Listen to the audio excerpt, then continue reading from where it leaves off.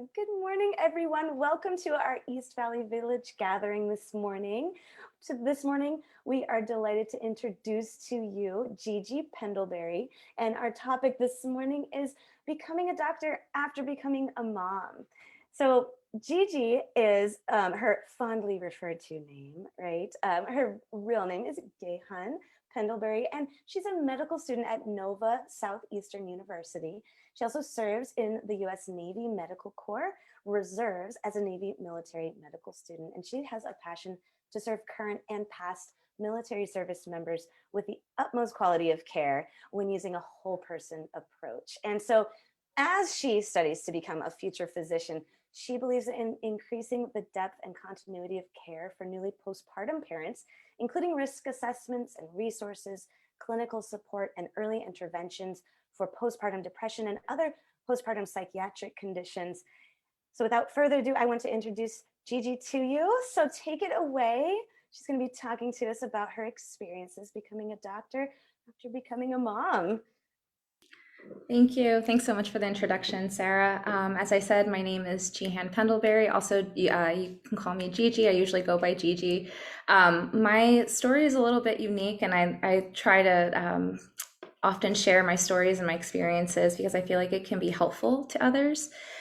So a little bit about me and what led to me becoming a mom and a doctor, or going to be a doctor in 22 months, but who's counting? Only day by day. Anyway, so my story is a little different. I actually attended the Southwest College of Naturopathic Medicine in Tempe, Arizona, to be a naturopathic doctor. And so I was at the program for about 2 years, and while I was really passionate about integrative care, I was, really concerned about not having the same professional scope of practice and opportunities. It's a very state by state basis, and coming to Arizona, I saw that there was a huge homeless population.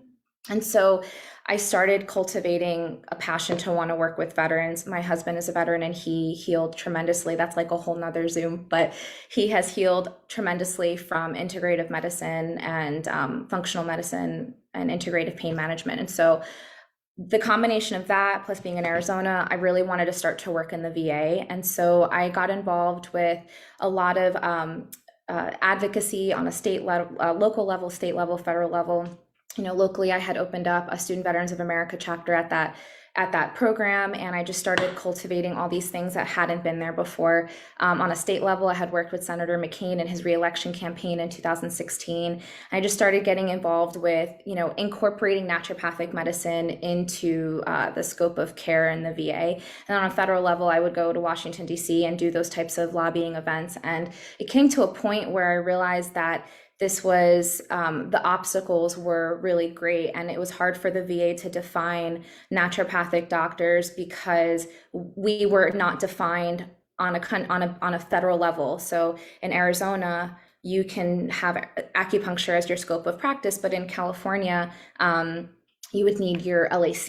And so and then in some in some states, it's not even legal. So to have federal agencies incorporate a scope of practice when we're not united, I realized that this was something that was on a very big level to be a huge obstacle. And so in 2017, halfway through my program, I decided to leave and I wanted to matriculate into an MD or a DO program. I really was keen on DO because we have osteopathic medicine and there's osteopathic principles where you can still use manipulative medicine. And I wanted to, if nothing else for my husband, be able to work with my hands and continue my palpatory skills while still being a physician. So I left the program and I hadn't taken the MCAT because that wasn't required in an ND program. I still had to take a couple prereqs that were not required as well. And on a side note, I am nerdy because when I was in organic chemistry, I wrote a poem. I loved the class so much and my professor loved it. And that was the first thing I thought of when we were doing the introductions. I was like, yes, I have nerded out and I will maybe share that poem later. It rhymes. It's really cool. It's all about organic chemistry. But anyway, so I realized in order for me to matriculate into a DO program, I would have a gap of 2 years. And so 1 year was like getting my prereqs, applying, taking the MCAT, and then like your application year. And so I was like, oh, time to have a baby. And that was how it happened. Like I actually hadn't envisioned myself being a mom. And I think going through what was really nice about going through the naturopathic program was I learned how to take care of myself on a deeper level. I learned about gut health. I learned about just a lot of different ways of taking care of myself. And through that, I really envisioned myself as a mom one day. And I just woke up and wanted a baby. And my husband had always wanted a baby. And he was like, wow, like he was like happy but surprised. Um, and so it's funny because it was like the summer of 2017, and I remember calculating everything. Us med students are very like, we're type A, and even the people who are type B are still type A. And I remember thinking, if I get pregnant now, I can take the MCAT at this time, apply, and everything would work out. And I did. And I got pregnant in September, and I took my MCAT on May 24th, 2018. I was 35 weeks pregnant. I got my score a month later, and I went into labor 72 hours later. And looking back on it, I wouldn't recommend that because I did well on the MCAT, but if I hadn't, that could have thrown me off like a year. I was like, oh, if I don't do well, I'll just take it in January. Gigi didn't know what 6 months postpartum was. That wouldn't have worked out. So in reality, my plan B wouldn't have been a good plan B, but thankfully I didn't have to take it over. I did well, everything was fine. It was really interesting taking the MCAT pregnant. I remember going into the Pearson testing center. I think it was Pearson at the time. And I went in super pregnant. Everyone looked at me and looked at my belly and looked at me like, is she serious? And a huge shout out to my OB, Dr. Brass Jones, who I started care with. Like she's the reason I was able to pee every 40 minutes. I'll forever love her. Um, so anyways, I'm laughing. I'm seeing Sarah laugh, and it's making me laugh more. But anyway, so I took that, everything worked out, but it was really interesting. And I know every parent has different reasonings or how they, I know some people who just get pregnant in first year, but I intentionally wanted to get pregnant. And so I took my MCAT, had her, and she turned a year old as I wanted. And then I started med school 2 weeks later, and my ovaries were on board. So everything worked out really nicely. I really wanted to have that first year with her, and it was really, really great. What was tricky for me was just the fourth trimester. And I felt like I'm someone who reads a lot. I went to a lot of different like events and things like that. I got connected with Stephanie Soderblom, who is a special angel in my heart.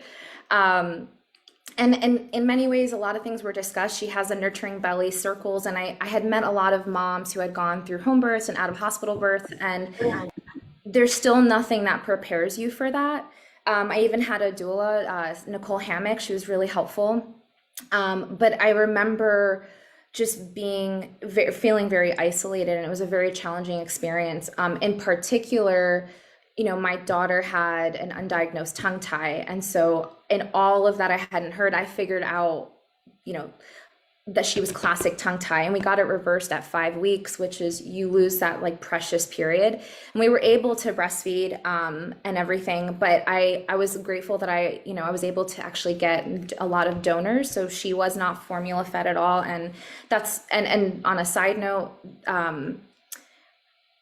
like I have no like stance on whether that's okay. Like I'm not saying like I'm against formula. I don't want to come off like that, but I just was very blessed that I was in a community where they have like these Facebook groups where you can like donate. And so we did have to supplement, but it was always with breast milk, and I was always very grateful for that in Arizona. That is not something I've ever seen in any other state, where they have such an abundant community. And that's something that I've been pretty open with. And really grateful. And I'm still in touch with a lot of those ladies. Some of them were like factories, and they were really great. And so several of them told me they struggled with their first one, and that their second one just, it was very, it gave me a lot of hope, because it was something that was always a struggle for me. And so that's a little bit of like what some of my postpartum experiences were like. Going to med school, I came in with I'm very different in my own ways. Like I had gone to a naturopathic program, I had a home birth. I still wanted to be a conventional doctor and have those rights and responsibilities and those opportunities, but I just see things differently. And so that has been a very interesting experience. For example, studying for our board exams, the way that they're organized is they'll give like a clinical vignette and then they ask a second, third order question. So for example, they'll describe someone who has ischemic colitis or something, and you have to figure out they have ischemic colitis. And then they're going to ask you something about the lab findings. They'll ask something that is related to that. So it's like 3 steps to get to the answer. And that's basically our board exams. And so they try to paint a very classic picture. Let me give you an example. If they're going to show multiple sclerosis, for the most part, they're going to describe a woman in her 30s. And it's kind of tricky because it creates stereotypes, because there are men who get multiple sclerosis. But they do these classic presentations. And one of the things that I've noticed is that whenever home births are described, it's described as negligent, it's described as dangerous, and it's creating a stereotype. And that's something, when I read it, I'm used to it now, but I have been very disappointed by that. And I'm going to just say, on a side note, like as I go into my opinions are of mine. They don't reflect the school that I attend, and they don't reflect the Navy. So these are just my own opinions. I just want to put that as a disclaimer. But for me personally, I was very disappointed by that. And so that has been something I'm still navigating. I'm starting my rotations in 2 weeks, or like a week and a half. And I know that when I go through my obstetrics rotation, it's not unique to my school. Like people who want to pursue being an obstetrician gynecologist don't have the opportunity to see an out of hospital birth. And I would love that opportunity so that we can kind of have that bridge gap, so that it's something that isn't seen as like frightful or dangerous. And I think there's a really great way we could bridge the gap. I started my care with an OB in Gilbert. I had mentioned Dr. Brass Jones. I absolutely love her. And what I loved about her practice, although she knew I was pursuing an out of hospital birth, she was my backup OB. If I were to go to a hospital, I would be working with her. But what I loved about her practice is that she had a doula that she recommended, and she had a more integrative practice. And I really liked that about her. I like that she was from New York, and she just had that upbeat personality to her. And so I wish that the obstetrical model was a little bit more in that direction. And another thing that I was thinking as I'm giving you my stream of thoughts, in hindsight, the obstetrical model is basically 6 weeks, you have your 6-week visit. And I know that a lot of what, the ultrasound milestones, all those things are dictated by ACOG, the American College of Obstetrics and Gynecologists. And so for that to shift to like 2 weeks or something like that is going to be very tricky, because those are like guidelines that don't change fast.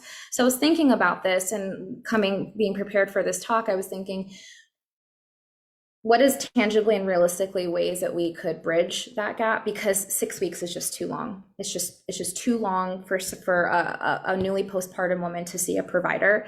And I, working with my midwife, I was able to see her. She goes day of the birth, and then you see her day 1, day 2, day 3, and then you see her a week later. And so I had her at my side, and it was still really tricky for me. So my experiences were different, and I can only imagine if I didn't see a provider until 6 weeks, which is really more common than my experiences. And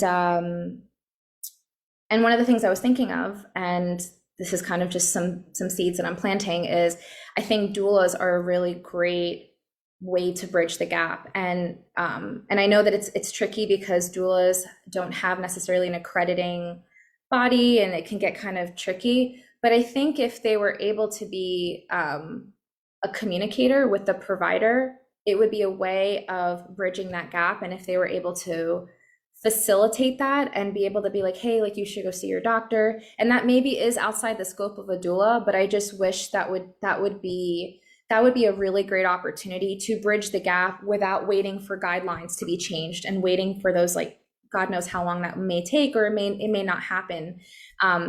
So I felt like that would be something that is worth exploring. And even if it starts in the community, those are things that doulas can potentially come together and start to kind of bridge the gap. And I think some of them already are. My doula, Nicole Hammock, was very, very helpful in, she had home births, but she was also very much a good advocate in the hospital setting. And so she was very well aware of, from a hospital policy legal perspective, of what can and can't be done. And I'll just leave it as a very broad statement like that. And I think those are the types of things that are helpful. I don't think that's standard with every doula, but having and being that advocate, whether it's from like a semi-legal level or policy level, and a mental health space, I just think those are really great ways to bridge the gap. So that's a little bit about me and like how I got here. I want to open it up to you, Sarah, so I'm not just talking the whole time, because I certainly could. No, I love hearing about the way that your thoughts on medicine in general have kind of shifted. And I think it's largely, I love the work that you were doing with the VA and expanding policy and such to bring more services to a spot that's very much needed. And I think there are services, but a lot of times they're unknown to veterans. And then how that shifted into more, policy change for moms. Like, I went through this experience. How could we make this better? And without, dropping any of that intense passion that you clearly have for veterans, and rolling it all into one. I think that's just amazing. So I'm excited to keep in touch as your journey unfolds and as you are credentialed and, 22 months, right? Like, we've all got our tickers going now for you. Yeah, it keeps me going. What a wild ride. So I think I would be interested in knowing a little bit more actually about, you mentioned that you took the MCAT and you got some funny looks from people because you were so pregnant at the time. How has it been to have a young child in going back to this rigorous program, and having to be away from her? How do you feel that has impacted those early days in postpartum, and then leading up now? And I know she's a little bit older now. Yeah, she's going to be 3. So basically, every time I enter a new year, she has her birthday because it's June 30th. But yeah, she's turning 3 very soon. It's a great question you ask. And I had a hard transition emotionally, because I went from having her 24/7 while my husband was working, up until literally like a year old, and then just not seeing her after hours. And then even after hours, I was studying tremendously. And that was really hard for me. I remember there was a couple of times I cried in orientation. I had to like step away because it was like, it's a very weird, and it almost feels selfish to say, I got into med school, like I should be really happy. Like this feels wrong. Like I should be very grateful. But I remember feeling like that's done. It's never going to happen again. I also was struggling at that time, right around when I was starting med school, was that she really wasn't a baby. When they're like at 1 year old, they're like a toddler baby. And I remember feeling like there was a death because I would never hold my baby again. Meanwhile, my husband was super excited. He's like, yeah, she's walking. Like, he was just so excited about all the new things that were happening. And I felt a loss. I felt like, I had connected with a lot of stay-at-home moms, and I had a lot of similar interests, like cloth diapering, and we did play dates and splash pad, all these things. And that like abruptly ended, and I saw they continue doing it because of course, we're in Arizona and they're going to continue those things. I started missing birthday parties, and at the same time, there was one other mother in the program who eventually left, but she had a 6-year-old. And so we were in different places of motherhood. And so eventually I was the only mom in the program. And so that felt very isolating. There were some really great dads. I'm still in touch with them and I connected with them. Some of them I studied with several times, and I found my support system, but it was really, really hard for me particularly. And I think my heart goes out to the students who get pregnant unexpectedly and they're like still trying to do it, because my mentally at least I knew that I was going to do it, and that was something I consciously did and like timed it and everything. So I can only imagine that that's like a different stressor when you're trying to adapt to things that you necessarily wouldn't have wanted to happen.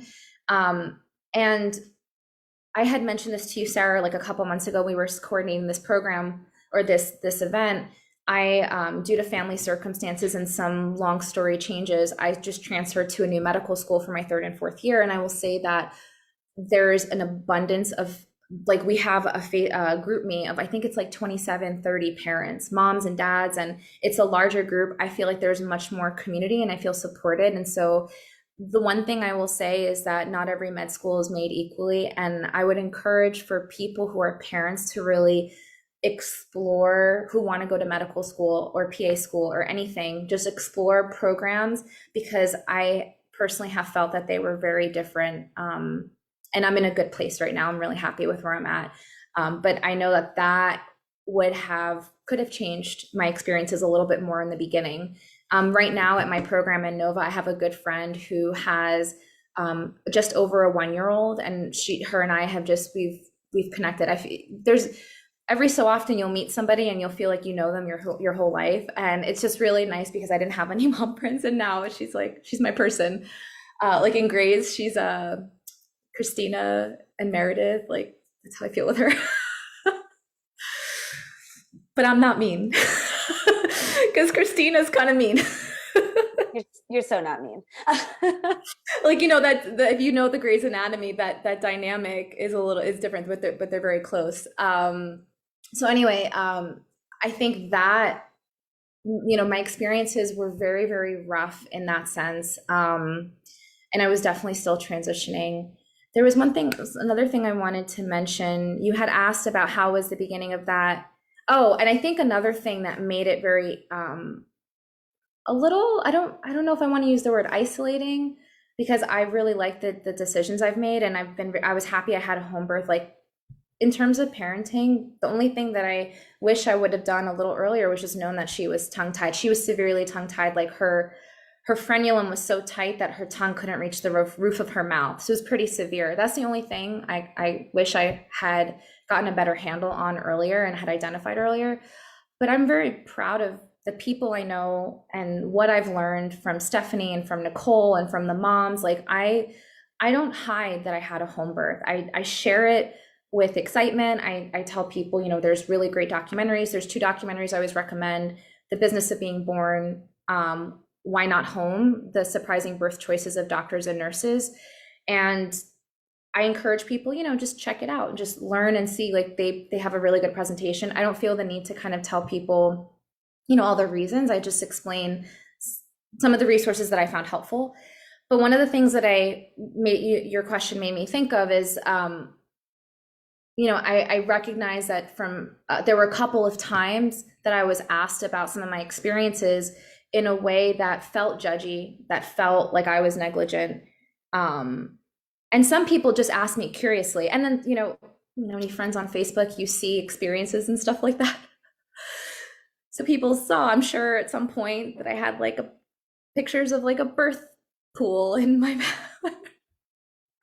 You know, like I'm open with that, and they're all PG, right? But, you know, like I love my experience. I love my experiences, and I've shared some of that. I don't really post much anymore because I'm super busy, but that was a little different for me as well, and it made me feel like I had my people, and then I was kind of misunderstood in some ways. And so and I think it just depends on the crowd, but I remember thinking, you know, I guess it's not, you know, we all think very differently, and I felt that in the beginning made it a little just made me miss being home with Amira. It made me miss my mom friends more. I still miss them because not in Arizona, but I think those 2 things made it a little tricky for me. I hope that answers your question. Yes, yes. And I don't need to be the only one asking questions or even throwing out comments about their own experience. So if anybody would like to chime in, totally fine. Just remember that we are on Facebook Live right now. So if there's other things, you know, that you don't want to mention, live, we will pop off a bit early and be able to talk a little bit more personally just on our Zoom. Um, so I do have another question if nobody wants to pop in right now. You had mentioned earlier, kind of in passing, that you're very type A. And I was giggling because I think a lot of people in medicine or in healthcare, you know, there's this sense of type A, even if that's not your major defining type. But you have to be organized, right? You have to have a certain amount of, A, B, C happening in your day to day in order to get things done and be efficient. Right. But in my practice, I feel like I've seen moms struggle a lot when their underlying personality primarily is type A when they enter into motherhood, because now we have this child who is absolutely not Right. scheduled, right? They're born completely unscheduled. They have some patterns and such, and those will build and grow over time. But they're unpredictable. Right. And the nature of motherhood is unpredictable, especially in those early months. How do you feel like that affected your personality, and how maybe you worked through that? Yeah, yeah. I'd be curious to kind of hear Great your question. thoughts. That's a really Yeah. great question. So, the first time I experienced that obstacle of, thus far, my personality has been able to get me to get things done and be like, even like right now, I have things planned out, and medicine kind of forces you to plan out like your rotations and, where you're going to get your letters and publications and all those things. But the first time that being type A severely clashed with motherhood was when I struggled with breastfeeding. And it was the first time in my life that putting in more effort did not yield a result. Whenever I wanted to lose weight or get healthier, it adds up. I always felt like when you're healthy, everything else follows. You don't have to chase the scale, right? And when I studied harder, grades were better. I had always been used to, you put in the work, you get in the result. I had seen countless lactational consultants, had taken breastfeeding teas, did breastfeeding meditations. I still have my half gallon. I was drinking, this is a half gallon. I was drinking like 3 or 4 of these. I mean, everything and anything. I think I might have even tried a breastfeeding rain dance. It was really hard. And I remember thinking, wow, this is the first time in my life something that should come easier is not working well. And the interesting thing is, when I went on my medical school interviews, I brought a certain amount of breast milk bags because I had an idea of what I was pumping. I got away from home and I started getting better sleep. I had to go run and get more breast milk bags. I couldn't believe the way, and that was always something I thought about. Ironically, it was at the program that I'm at now. And I remember being with my family member and saying, like, I got to go to Target and get bags or something because I'm running out. And that showed me a lot. And I know that there's a certain amount of like relaxation that's needed and whatnot, but it was just interesting that when I was taken out of that environment, that I ironically made the most milk. So that's something that I always hold on to and think of, and it makes me think of that for next time. That still made it challenging in the sense that my personality kind of still prevailed, because that was the one thing that really, really was most important to me as a new mom, was like, when people ask me, as they typically ask, how long do you want to breastfeed? I was always like, till I can't anymore. Ideally, I would have loved to do till 2. So when I was struggling and I wasn't even 6 months postpartum, it was it was really difficult for me emotionally to handle that. Now, in that situation, I've known people who they go to formula and they're like, oh, that was what I needed for my mental health. Whereas for me, with me wanting it a certain way, the thought of that increased my anxiety to the point where we would go with breast milk donations, and we were able to have a community. And so I think for me, that was probably a huge obstacle in that sense. And that's something I wonder, like, if I were to get pregnant next time, how that would play, because I will say that my personality did prevail a bit in that sense, because I just was relentless in that. But what I realized is that a lot of other things I became more flexible with, and I learned to like adapt. So like I envisioned doing cloth diapering when she was born. I didn't start until about 6 months postpartum. That was the time where I started feeling like it was that shift for me, like the fog lifted. Um, so I think there were a lot of things that I thought I'd be doing a certain way that I learned to adapt, and that helped me for school. It also helped me tolerate more stress than my classmates. So some of my classmates they would get very stressed, and they're in this bubble where all they're doing is like school, sleep, repeat. And I have four animals now. I have four animals. At the time I had two. I had three dogs and one cat, and that's my husband and my daughter behind that. Um, so like my life has always been juggling so many things that it allowed me to handle a better amount of stress. I also had a high tolerance for sleep deprivation. So those things I think have been something that have helped me be more resilient and help me see the big picture. Another thing, I think one of the biggest things, and I'll end it with this, is I used to be the person, and I don't know why or how, but I think we all did it. The people who want to go to med school is like, I would be very upset about a B. And your grades do matter to get in. But when I started school, I passed. Pass means go. So I was overall a solid B student. But let me tell you, if I got a C, I was happy. And that was something that motherhood, I think, helped me do. Had I not been a mom, maybe I would have been more, like that with my grades, but I never remediated. I never failed anything. I never had to retake anything. I have grades that I'm proud of. I got high pass because we are in a pass, high pass. So pass, fail, high pass system. And I got high pass a couple of times. But even if we were on a ABCD, or ABCF. Is there a D? I don't even know if there's a D. But some schools may still have that.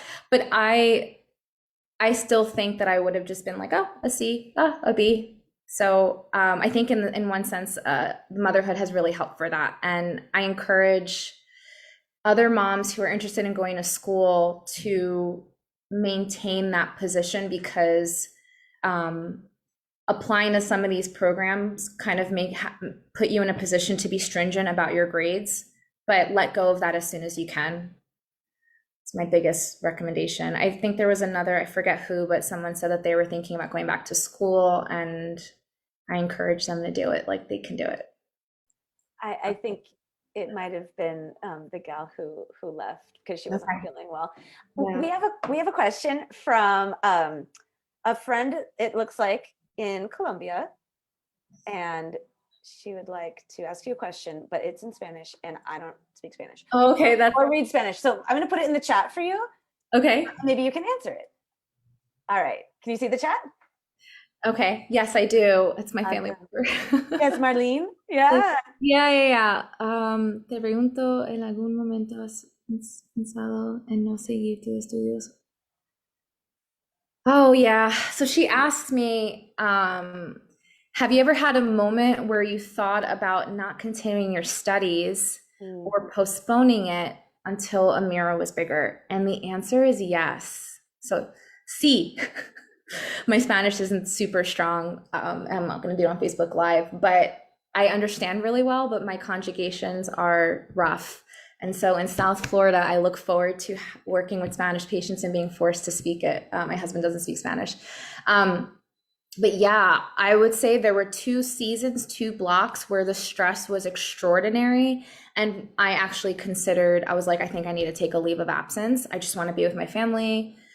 And I didn't. And I think part of that was because of my military contract. I wanted things to keep moving, and the only way out is through sometimes. It has definitely made me think about stopping for sure, especially when I was in the program where I was the only mom, and knowing that there's so many people who take off from school. They take off to have a baby, they take off because a family died, they take off because they failed. It's common, and they just join the next class. They come back when they're ready. not super common, but it's not unheard of, it's not impossible, it's not rare. So I had thought about doing that in the interest of self-care, and I ended up not. Um, but it has made me rethink the quality of life and the physician I would like to be. And I've been very interested in surgical specialties, and I'm not sure if it's going to give me the quality of life that I want with my daughter. So, and wanting to have more children in the future. So I think if nothing else, it made me rethink at the level of like where I want to put sacrifices. And I think that when I go through my rotations, it'll make more sense to me of where I need to be. But I can tell you that it has made me want to be home more, which is interesting because my friend, my PD to my J in my program, she wants to homeschool, and I like the idea of doing that, especially when my daughter is young. There's certain things that I really like to keep at home. And she's like, let's go to homeschooling conventions together. She's like, I just want to work at an urgent care over the weekend and be a stay-at-home mom. She's like, I want to graduate so I could go back. And having like, it's just interesting. It's interesting that you work so hard to go in for you to say, can I just work weekends somewhere so I can be with my kid, And I think that I relate to her in that sense. I don't think I'll have the flexibility to do that with the military, but it has made me think about the level of intensity of the residency that I want. So yeah. I can completely understand. I mean, if anything, you take a little break and work weekends and spend more time with your family and regain that kind of, what you may have felt as well. Yeah, right. Yeah, and I think there's nothing wrong with that. It's just you would think that if you're going in for a career that you're absolutely passionate about, that you want to do it all the time. But I think it's important. It's really showed me how important my family is. And one of the things that has been hard for me is my daughter's language has exploded, and I don't know when it happened, and I felt like I wasn't there. And there's certain milestones, like she's like that with her dad, and he's been a huge support. I don't have any family on the West Coast. So when I initially got pregnant, my mom was like really concerned, like I want to be there. And that was something her and I talked about. And I was like, no, like I need to do it this way. And I want to, I think she gets it now, what I was trying to create for myself. And she is supportive. But, in that she's been very close with her dad, and it has been in a way that like my schedule has been pulled away. And I used to know when every tooth erupted and all these things happen. And so to not know that and like be like, okay, this is a new girl, it feels, that's something I'm still adjusting to. But I'm happy to see her grow. And I don't know exactly how it happened, but I guess Josh told her that I was in medical school. She's like, Mommy's studying to be a doctor. And so if I was on Zoom studying with a friend, she's like, oh, doctors.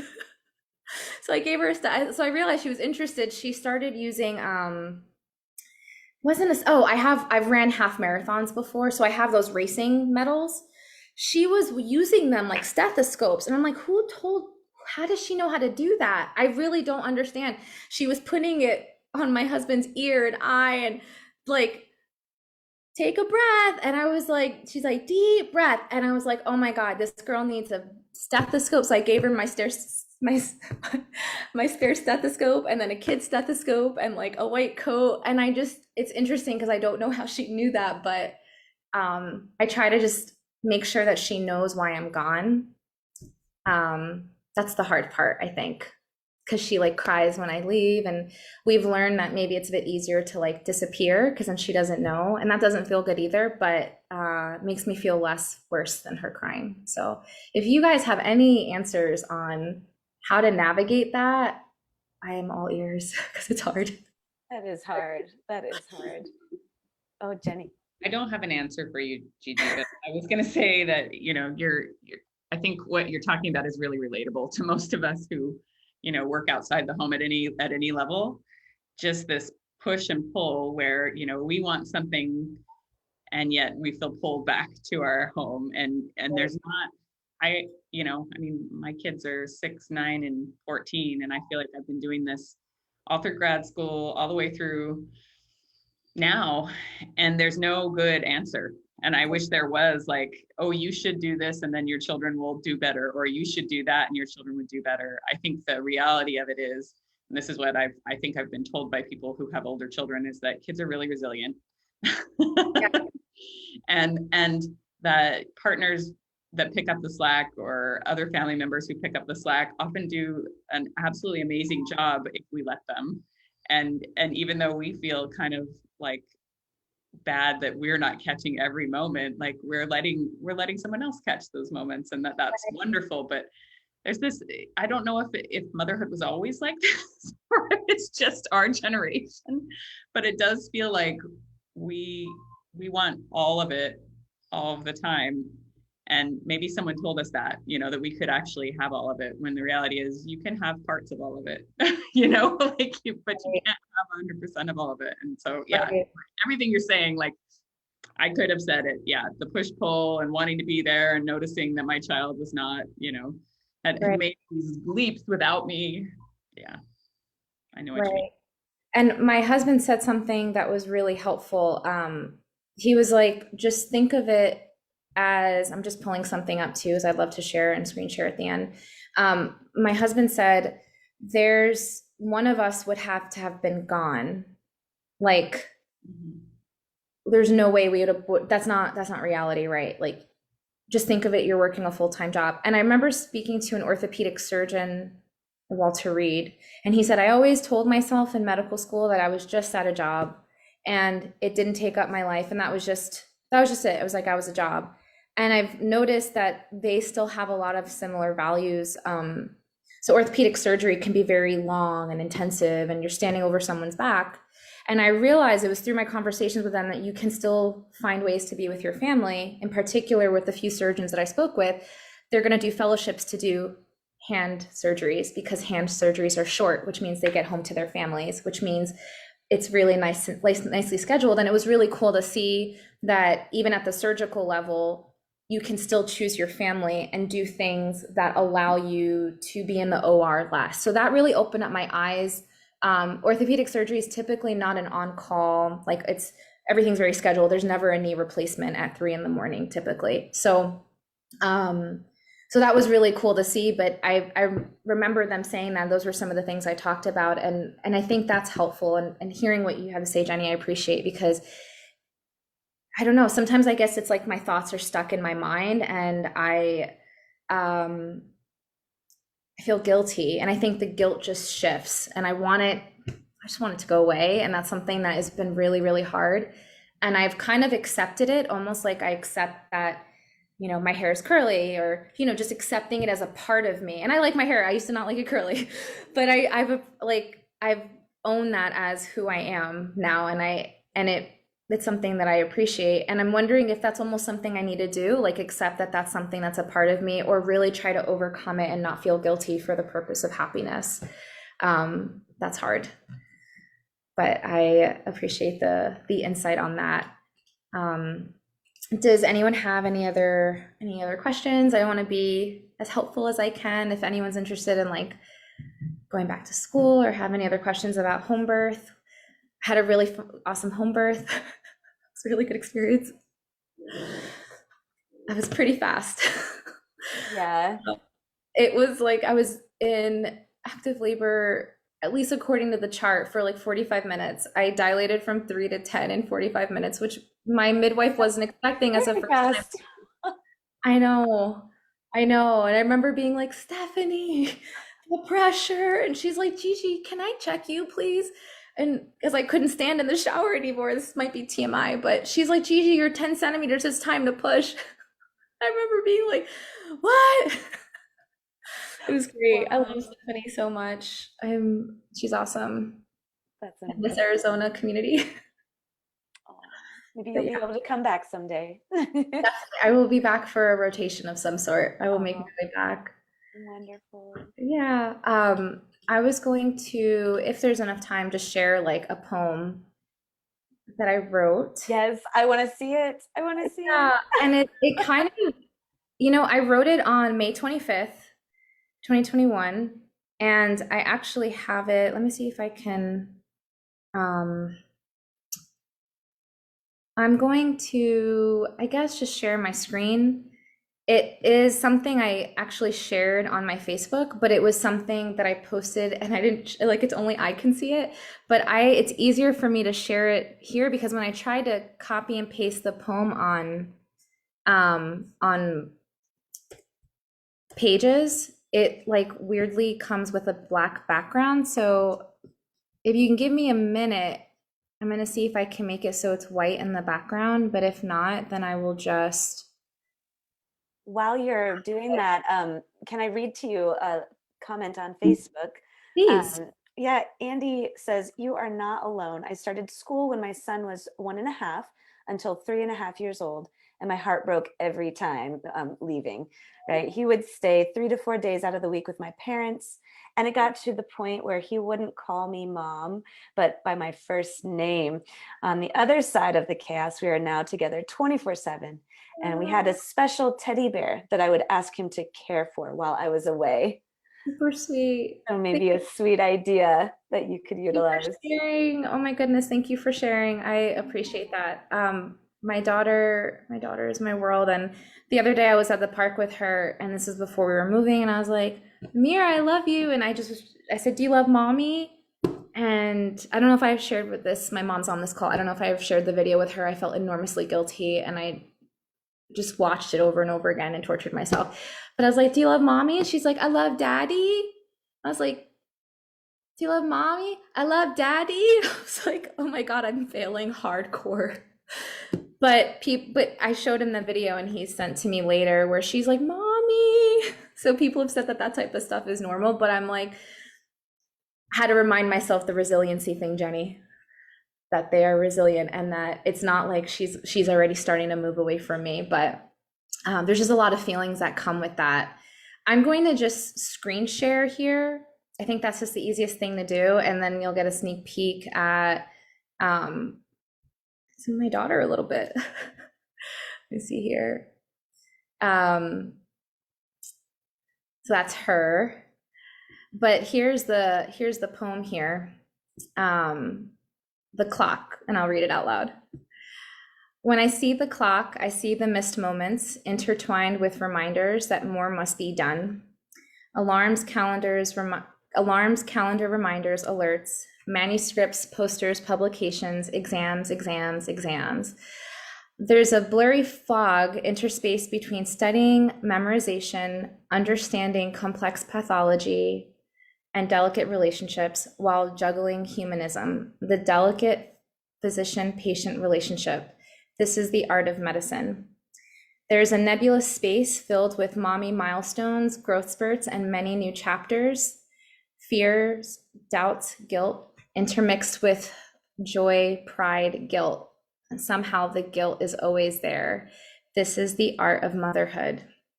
In a world of never-ending expectations, burnout and pessimism run deep. These lost moments wear me thin. Mental fatigue is no prize to celebrate. I crave uninterrupted space with her. How odd to miss profound sleep deprivation where it was just her and me all day. She'll be so proud of you, they say, but will she forgive me for the lost moments, the missed milestones? All I want to ask her, do you forgive me for all that I've missed and will miss in the future as the train of time speeds by? Will she forgive me for studying all the different diseases and rare genetic disorders, for being in the hospital instead of playing with her? She'll look up to you, they say, but I fear deep down she will look away. And that's my baby. That's her. I love her. Yeah. You know that poem, One Last Time? One Last Time. It's a really, really great poem. But yeah, it just made me think of that as well. It's a good one. But that's my poem. It captures where I'm at right now. Thank you so much for being vulnerable and open and sharing that. Of course. I like writing. It's been an outlet for me. It's been a big outlet for me. I've written several things, but it's just something that's been helpful. So I just write it and I put the date, and I hope that, in the future I'll have a different type of poem, but right now that's just the reality of feeling split. It's different when they're babies. When she started, I don't even know if she was always fully aware that I was gone, and now she's like, "Mommy's studying to be a doctor." It's like she's has her thought process going. But yeah, I really appreciate you inviting me here and giving me the safe space to just talk about my experiences, um, and yeah, and I hope that if, I end up going into the world of obstetrics and gynecology, I will definitely be that doctor who is wanting to see their patients sooner and inviting that and encouraging them to get a postpartum doula, work with a doula, feel supported. I remember one time, and I will leave you with this last thought, and this is kind of like a seed I want to plant for the birthing community. And I remember I connected with Stephanie Soderblom a little bit later, and it's a little bit of a long backstory, but I was originally going to go to a birth center and it ended up not working out. And I remember feeling a breath of fresh air with Stephanie. And I remember saying, "Stephanie, you're so empowering. Like, I love you so much. You're so great." And she's like, "Gigi, thank you." And she's like, "While I appreciate you saying that, a little part of me cringes because I didn't empower you. I just didn't take your power away." And I was like, dang, wow. And I think that the more we can keep our power intact in the birthing community, I think there's just so much beauty that can come from that, from a breastfeeding perspective, from maternal outcomes, maternal mental health. And the more that we have those types of that perspective, I've heard so many women say, "My doctor didn't let me. I wasn't allowed. They told me to do this." I will never, ever be a provider like that. Like, it's a shared experience. I would always want to be that person. And I hope that one doctor at a time, one provider at a time, one meeting at a time, we can shift that. So at least women start knowing that they have an inherent power that is not being given to them. It is only being taken away, and it was always there. And on that note, I remember Stephanie, and I'm going to tell her to watch this so she hears it. But yeah. Nicole was shouting you out on Facebook earlier too. She was saying, "Hi, Gigi." Oh yeah. Nicole, Yeah. So, yeah. Oh, she was really? Yeah, she was. Yeah. Yeah. I am, she's just shown me so much. Like, I absolutely adore her, and she has so much experience underneath her belt. She's great.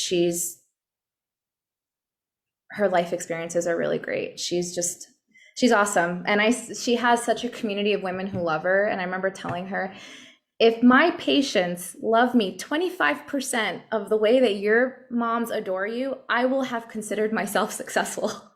She's like, "Oh, Gigi." I'm like, "No, like, they adore you. That's not how people are with their doctors, not at that level." I wish I could get like half of that. But she's great. So thank you guys. I think that overall fourth trimester Arizona is really great because I think that this is, I'm trying to be cautious when I say empowering, but I do think this is a resource that allows women to keep their power intact and know where they stand in the birthing community, know where they stand in their direction. So I really encourage people to stay connected to this organization. It's been helpful. And I learned things through this organization from a distance when I was in my fourth trimester. And I think it's important to recognize such a critical time in a woman's life. And thank you. Thank you so much, Gigi. I am so happy that you were able to come on today and share your experience and just chat with us about the real life that is motherhood, and especially when we're busy in motherhood, whether that's med school or something else going on. We all face, I think, a lot of the same challenges that you've described. And I think everything, like Jenny said, was very relatable. So thank you for sharing that.